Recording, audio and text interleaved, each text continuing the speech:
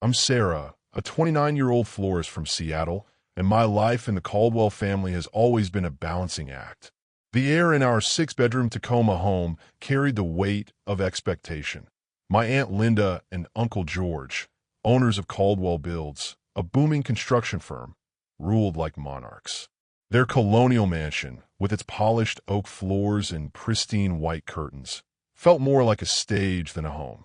Linda's sharp gaze tracked my every step, my slouched shoulders, my tangled braids, my silly little flower obsession, as she called it. I'd spend hours in my room, a sterile space with beige walls and a stiff bed, dreaming of a life beyond their judgment. My cousin Nathan, 2 years my junior, was their golden boy. His crooked grin and charm excused his late-night parties, his C-average report cards, even the time he dented George's Cadillac. He's the future of the firm, Linda would say, her voice dripping with pride, while I was told to find a nice husband and arrange pretty tables. I poured my heart into school, earned a horticulture degree from the University of Washington, and started my floral business, hoping for a nod of approval. Instead, Linda sniffed. "Flowers, Sarah? That's a pastime, not a living." George just shook his head. "You're tossing away a real career." 3 years ago, Nathan met Emily Harper at a glitzy fundraiser. Her family owned Harper Resorts, a chain of luxury coastal getaways, and Linda's eyes lit up like a cash register. "A perfect match," she declared, already plotting a merger masked as a marriage.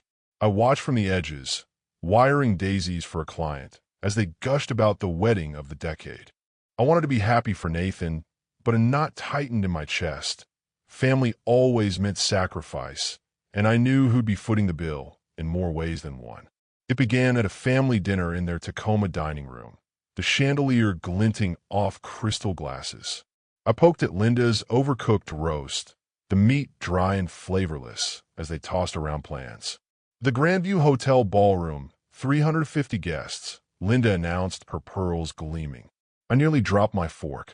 350? I thought this was small, I said, my voice thin.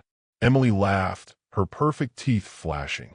"Nathan's my one shot at a fairy tale. Sarah, no tiny guest list for us." George boomed they'd handle the big stuff. Venue, catering, Emily's designer gown. While her dad, Tom, nodded about the honeymoon. Then Linda's eyes locked on me, her smile ablaze. "Sarah, with your flower connections, you'll manage the bouquets and lighting, won't you? Maybe the gift bags, too." My stomach sank. It wasn't a question. I nodded, murmuring, "Sure," though my mind raced to my savings, $25,450 I'd scraped together for my own floral shop. Over weeks, small details snowballed. $1,200 for the venue deposit, $2,800 for centerpieces, $1,500 for lighting rigs, $900 for guest gift bags stuffed with chocolates and candles. Each time I balked, Linda's voice cut in. "It's Nathan's only wedding, Sarah. Don't be selfish." My bank account bled. $6,000, then $12,000, then nearly all $25,450. I lay awake at night, the glow of my laptop screen showing dwindling numbers, telling myself this was for family, that they'd finally see me. I was so naive. I've been a florist for 5 years, and I know how fast wedding costs spiral. But I never imagined my own family would exploit my skills, then toss them aside. At a planning meeting in Linda's pristine living room, the coffee table buried under fabric swatches, she leaned forward. "You've got the flowers handled, right, Sarah?"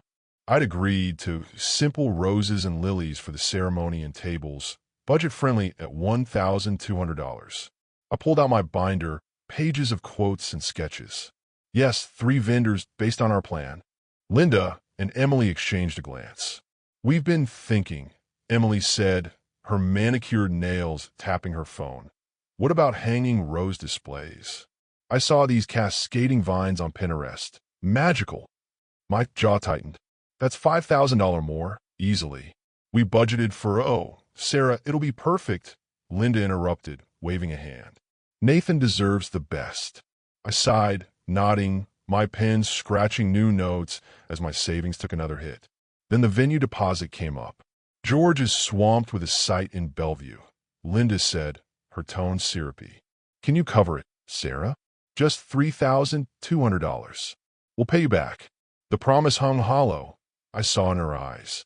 But saying no felt like ruining Nathan's day. So I agreed, then added $1,800 for upgraded lighting, $2,000 for a deluxe bar with craft cocktails. My best friend, Claire, saw through it all. We met at a cozy Seattle cafe, the smell of espresso grounding me as I vented. "They're bleeding you dry, Sarah," she said, stirring her cappuccino fiercely. "Have I even thanked you?" I stared at my latte, the foam swirling, and shook my head. "No thanks, just Linda's jabs. My designs were basic, my vendors cheap.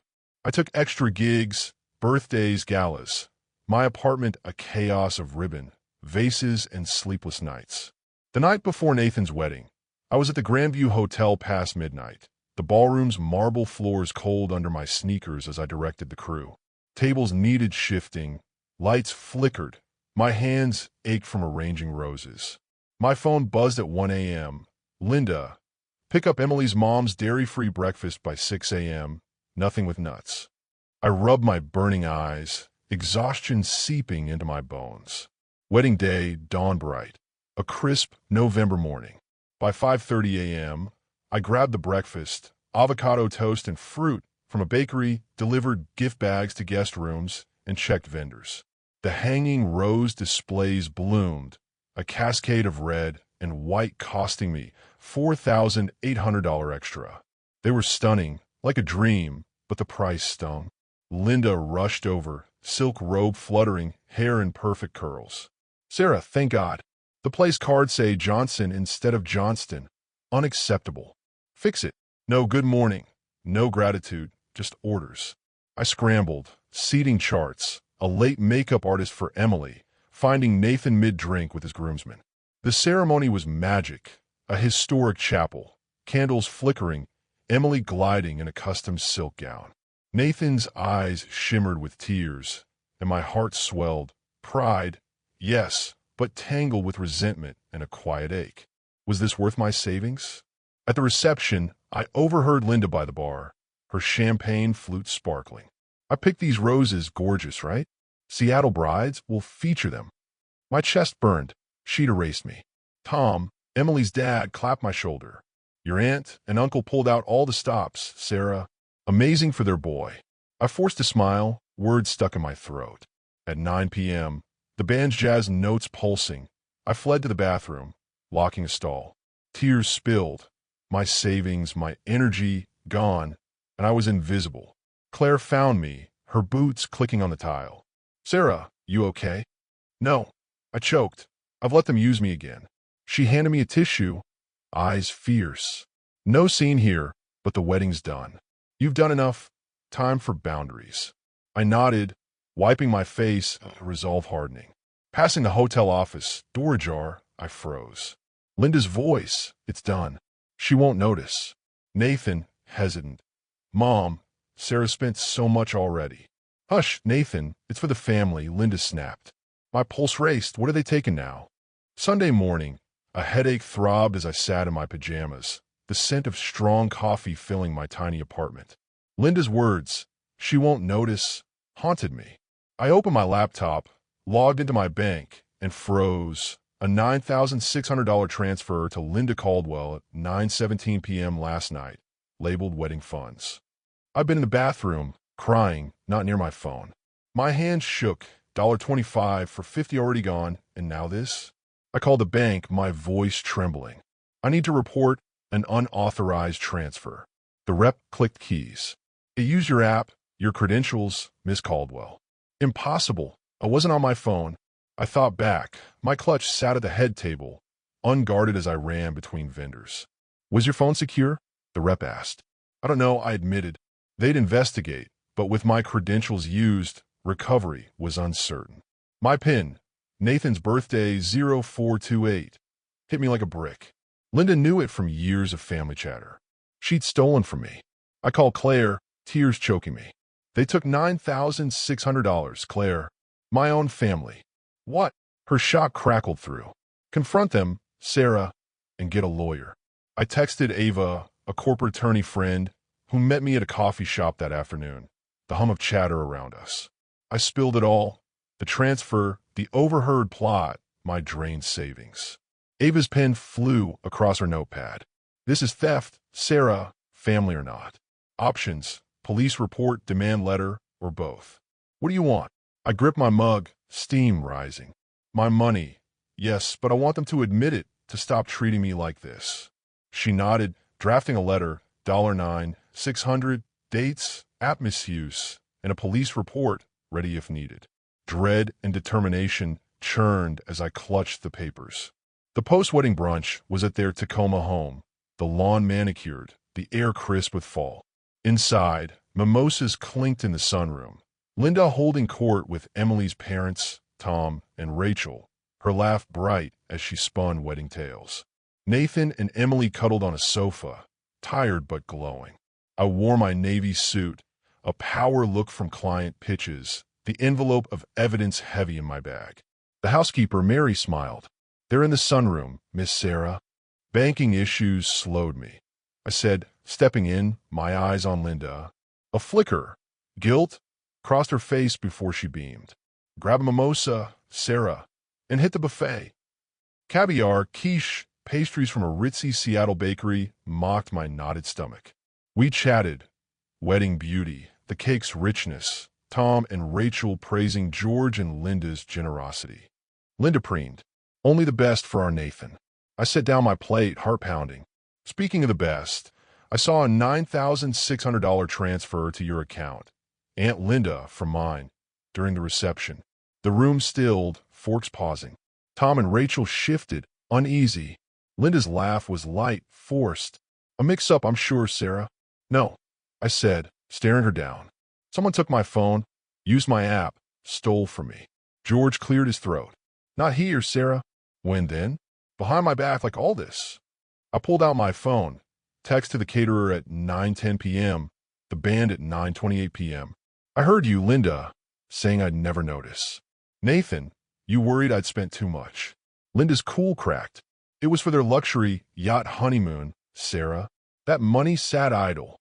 I slammed my folder down. Receipts for $25,450, for $1,800 roses, $900 gift bags, $3,200 deposit. I paid for this wedding, and you stole more. Linda laughed, sharp and cold. What'll you do, Sarah? Call the cops on us? You can't. My hand shook as I drew the envelope. This is a demand letter from my lawyer, $9, 600 plus interest, 48 hours. And a police report for theft and fraud. App logs show the transfer at the Grandview. Texts prove I was elsewhere. I'm requesting camera footage too. George scanned the letter, face grim. Linda, did you take her money? She faltered. Richard, it was for Nathan's trip. We help our kids. Theft isn't help, I snapped. Nathan, pale, stammered. Mom, you used Sarah's phone? You needed that yacht. And Sarah was stingy. Linda shot back. Stingy, I yelled. I gave $25,450. My shop dreams. Emily turned to Nathan, eyes wide.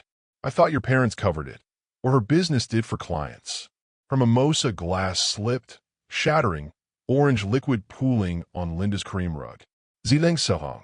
48 hours, I said, grabbing my bag and walking out. Nathan caught me at the door, voice raw. Sarah, wait. I didn't know you spent $25,450. Mom said it was small stuff, handled.